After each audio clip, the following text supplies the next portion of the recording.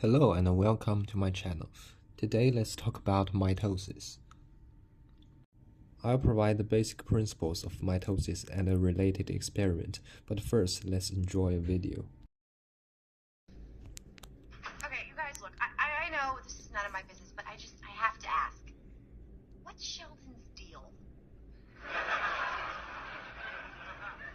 What do you mean, deal? You know, like, what's his deal?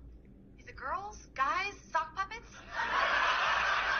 Honestly, we've been operating under the assumption that he has no deal. Oh, come on, everybody has a deal. Not Sheldon. Over the years, we formulated many theories about how he might reproduce. I'm an advocate of mitosis. I'm sorry? I believe one day Sheldon will eat an enormous amount of Thai food and split into two Sheldons. On the other hand, I think Sheldon might be the larval form of his species, and someday he'll spin a cocoon and emerge 2 months later with moth wings and an exoskeleton. Okay, well, thanks for the nightmares. Howard mentioned that one day Sheldon will eat an enormous amount of Thai food and split into two Sheldons.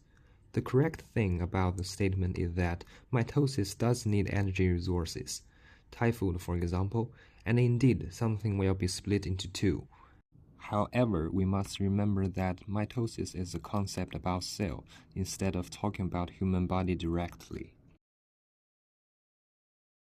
Mitosis is a kind of cell division, and the cell division is crucial for the continuity of life. In unicellular organisms, division of one cell reproduces the entire organism, while multicellular eukaryotes depend on cell division for development from a fertilized egg, growth, and repair. So, what is the precise process of mitosis? In preparation for cell division, DNA is replicated and the chromosomes condense. Each duplicated chromosome during mitosis has two sister chromatids, which are joint copies of the original chromosome, attached along their lengths by cohesion protein complex. The centromere is the narrow waist of the duplicated chromosome, where the two chromatids are most closely attached. The cell cycle consists of mitotic phase and interphase. Mitotic phase contains mitosis and cytokinesis, and the interphase is about the cell growth and copying of chromosomes in preparation for cell division.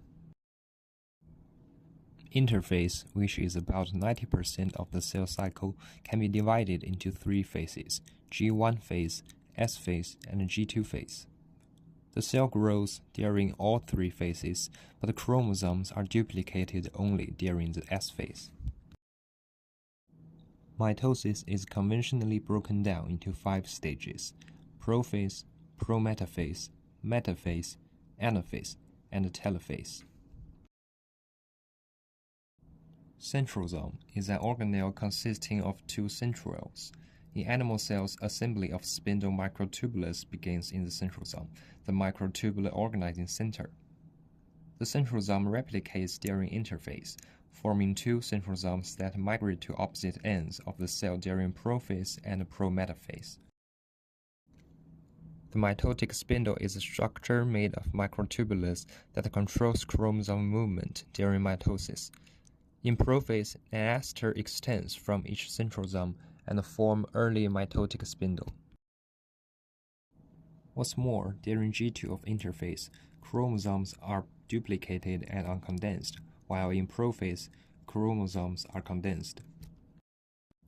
And during prometaphase, some spindle microtubules attach to the kinetic cores of chromosomes and begin to move the chromosomes.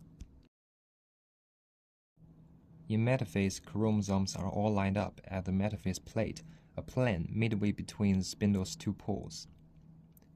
And in anaphase, the cohesions are cleaved, and sister chromatids separate and move to each centrosome by the microtubulus shorten.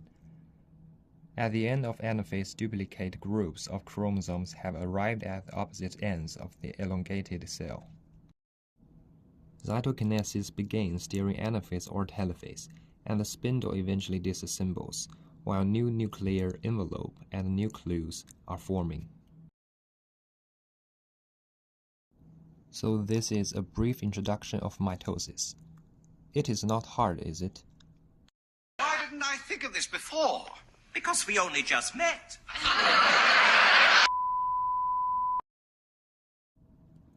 The next part is about a related experiment which combines mitosis and basic microscopy.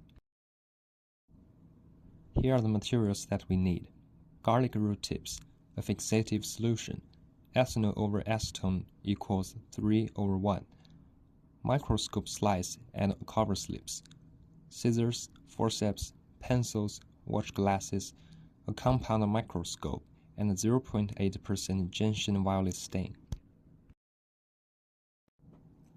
First, we cut 1 centimeter long roots from actively growing garlic root tips using scissors and place them in a glass container filled with the fixative solution for 3 minutes.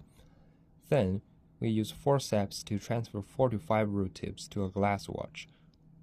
We add 45 drops of 1M hydrogen chloride to cover the root tips and let them soak for 5 minutes, being careful to avoid skin contact with the acid. After that, we wash off the hydrogen chloride with water 2 to 3 times. Next, we add 2 to 3 drops of 0.8% gentian violet stain to cover the root tips and let them soak for 3 minutes, followed by washing off the excess stain 2 to 3 times. We place 1 root tip on a clean glass slide, add a drop of distilled water, and use the eraser end of a pencil to squash the root tissue under a cover slip, aiming to obtain single-layered cells without breaking the cover slip or cell walls. Finally, we view the prepared slice under a compound microscope, starting with the scanning power objective lens to locate the root tip cells, and then switching to higher power lenses to observe cell structures at different mitotic stages. After the operations, we can view the magnified garlic root tip cells under the microscope.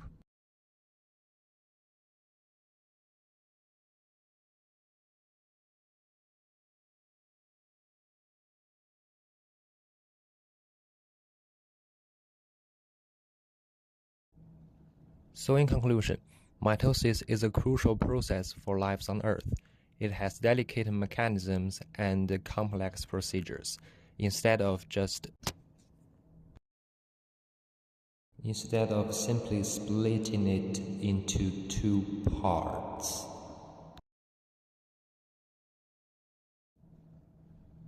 Okay, hope you enjoy my video and see you next time.